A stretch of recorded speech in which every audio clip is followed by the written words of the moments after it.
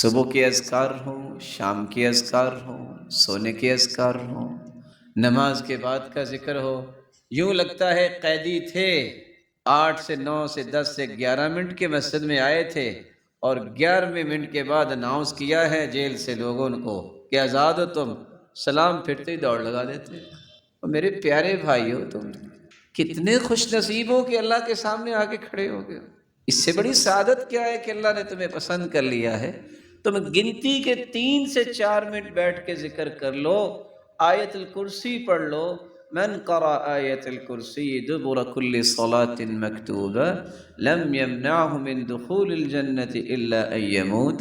اگر تم فرض نماز کے بعد آیت الکرسی پڑھ لیتے ہو تو تمہاری اور جنت کے درمیان صرف ایک پردہ حائل ہوگا، وہ ہے موت۔ جس دن تمہاری آنکھیں بند ہوگی تم جنتی مہمان ہوگے۔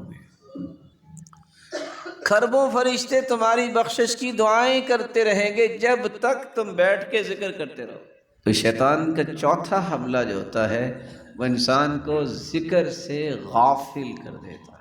استحوذ علیہم الشیطان فانساہم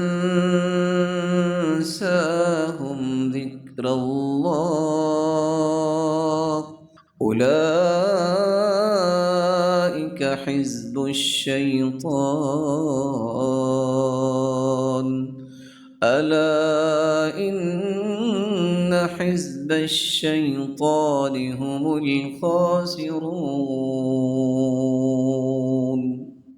شیطان جس پہ غالب آ جاتا ہے اللہ کا ذکر بلا دیتا ہے۔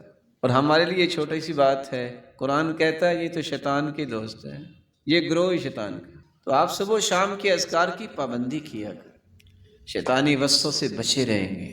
ہر نماز کے بعد ذکر کی پابندی کیجیے۔ سونے جاگنے کے اذکار آپ کو یاد ہونے چاہیے۔ حیرانگی کی بات ہے آج کل تو کھانا کھانے سے پہلے بسم اللہ پڑھنا بھی بھولنا جو ہے یہ معمول بن گیا ہے، بس کھانا ہے۔